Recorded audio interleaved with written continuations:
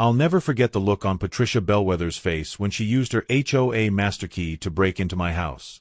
There she stood, frozen in my doorway with the key still dangling from the lock, her mouth hanging open as she stared at the two police officers sitting comfortably on my sofa.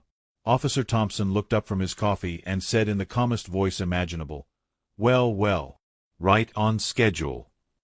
Patricia's eyes went wide as saucers. Her clipboard clattered to the floor. Then she stumbled backward, tripped over my welcome mat, and landed face-first in my potted geraniums. Let me back up 2 weeks to explain how we got here. My name is Daniel Morrison, and I had just moved into my new home at 4729 Maple Grove Circle in the Riverside Heights subdivision. After 30 years as a corporate accountant and a recent early retirement, I was looking forward to peaceful mornings with crossword puzzles and afternoon naps. The house was perfect. A modest ranch-style home with blue shutters and a small garden out front. What could possibly go wrong in such a quiet suburban neighborhood? Enter Patricia Bellwether, HOA President Extraordinaire. The woman wore her authority like a military uniform, complete with a laminated badge that read, "President Bellwether," in bold letters. She showed up at my door exactly 3 days after I moved in, wielding a clipboard like a weapon and wearing a blazer so stiff it could probably stand up on its own. "Mr. Morrison," she announced without so much as a hello, "I noticed you haven't submitted your landscaping approval forms." I explained that I hadn't changed anything about the landscaping yet. She pursed her lips and made a note. "Pre-existing conditions still require documentation. Also, your mailbox is 0.7 inches too tall." From that moment on, Patricia made it her personal mission to find violations at my property. She measured the height of my grass with an actual ruler. She complained that my garden hose was coiled counterclockwise instead of clockwise. She even tried to cite me for having curtains that were too beige, and created what she called an aesthetically disruptive neutral zone. When I politely declined to change my curtains, she huffed and said with barely contained fury, "We'll see about that, Mr. Morrison. The HOA has ways of dealing with troublemakers." The harassment escalated quickly. Patricia would park across the street from my house for hours, taking photos with a telephoto lens. She started spreading rumors at the monthly HOA meetings, claiming she'd seen suspicious deliveries to my house. The suspicious delivery in question was a new microwave from Best Buy. She told neighbors I was running some kind of business for my home because she saw me carrying a laptop bag once. The woman even complained about the font I used on my house numbers, calling it aggressively modern. Things got worse when I installed a bird feeder in my backyard. Patricia showed up at 7 a.m. on a Saturday, pounding on my door and shouting about unauthorized wildlife attractants. When I pointed out that bird feeders weren't mentioned anywhere in the HOA bylaws, she scribbled furiously on her clipboard and declared with a triumphant tone, "They are now. Emergency amendment passed last night." That's when I knew I needed to take action. I installed security cameras around my property, making sure they were all clearly visible and completely legal. Patricia didn't like that one bit. The next week, she started telling people I was spying on the neighborhood with my cameras. She called an emergency HOA meeting to discuss what she termed the surveillance situation at 4729 Maple Grove Circle. I attended the meeting and calmly explained that the cameras only covered my own property and were there for security purposes. Patricia's face turned red as she sputtered about privacy concerns. That's when 78-year-old Gladys Palmer raised her hand and said, "Patricia, didn't you install cameras on the community mailbox last year to catch people not closing it properly?" The room went quiet. Patricia's mouth opened and closed like a fish out of water. After that meeting, I knew Patricia would retaliate. What I didn't expect was how far she would go. I started noticing small things around my property had been moved. My trash cans would be in slightly different positions. My doormat would be askew. Then one day, I came home to find my back gate wide open. Nothing was stolen, but it was clear someone had been in my yard. I filed a police report about the trespassing and showed the officers my security footage.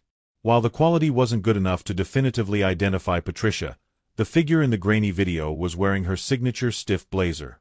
Officer Thompson, who took my report, shook his head and said in a concerned voice, "We've had complaints about this HOA president before. She seems to think those master keys give her carte blanche to enter any property she wants." He explained that HOA master keys were only for genuine emergencies like fires or floods, not for snooping. He suggested I change my locks and gave me his card.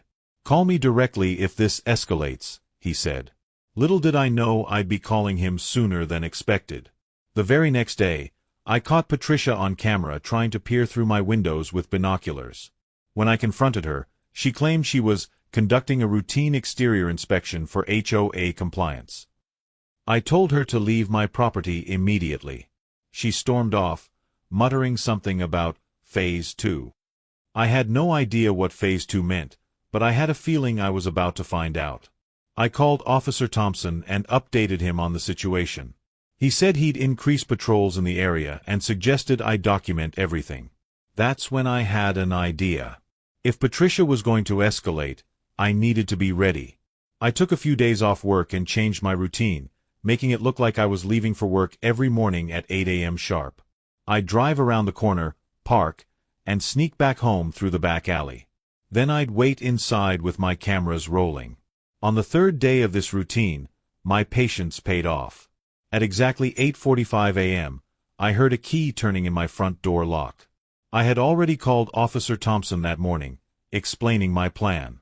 He and Officer Rodriguez had arrived through my back door at 8:30 and were sitting in my living room, enjoying coffee and donuts I'd picked up from the local bakery. We all turned toward the front door as it slowly creaked open. Patricia stepped inside, clutching her clipboard and what looked like a measuring tape. She was so focused on her mission that she didn't notice us at first. She was muttering to herself about checking for interior violations and proof of unauthorized modifications. Then she looked up and saw us. The color drained from her face.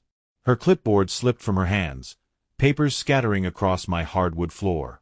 Officer Thompson stood up slowly and said in his most official voice, "Patricia Bellwether, you're under arrest for breaking and entering, criminal trespass, and violation of Texas Penal Code Section 30.05.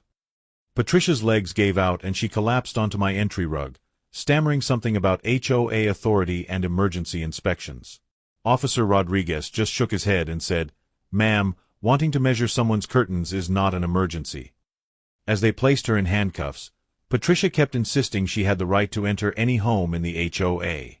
She waved the master key around like it was some kind of magic wand.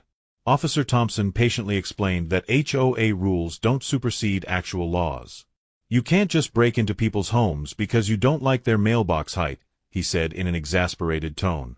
Patricia's face went through several shades of red and purple as the reality of her situation sank in. She started babbling about her reputation and her real estate license. The whole arrest was captured on my interior security cameras. Within hours of Patricia being taken away in the patrol car, word had spread throughout Riverside Heights. My doorbell didn't stop ringing as neighbors came by to thank me. Apparently, Patricia had been terrorizing the neighborhood for years, but no one had ever caught her in the act before. Gladys Palmer brought me an apple pie and said with a gleeful smile, "I've been waiting for someone to stand up to that woman for 5 years." The next HOA meeting was the most attended in the subdivision's history. Without Patricia there to run things with an iron fist, people actually felt free to speak. Story after story came out about her abuse of power. She'd entered homes to measure furniture placement. She'd gone through people's mail to check for non-approved magazine subscriptions. She'd even snuck into backyards at night to count decorative stones. The board voted unanimously to remove her as president and to change all the locks in the neighborhood. Patricia's court date arrived 2 months later. I testified about the harassment and the break-in, presenting my security footage and documentation. Other neighbors testified about their own experiences. Patricia's lawyer tried to argue that she believed she was acting within her authority, but the judge wasn't having it. She said in a stern voice, "Mrs. Bellwether, being an HOA president doesn't make you law enforcement. It doesn't give you the right to violate people's privacy or enter their homes without permission." The judge found Patricia guilty on all charges. She was sentenced to 2 years probation, 300 hours of community service, and ordered to pay $5,000 in fines. She was also permanently banned from serving on any HOA board in the state. As the sentence was read, Patricia's face crumpled. She turned to look at me with tears in her eyes and said in a broken voice, "But I was just trying to maintain property values." The judge replied, "The only value you've damaged here is your own, Mrs. Bellwether."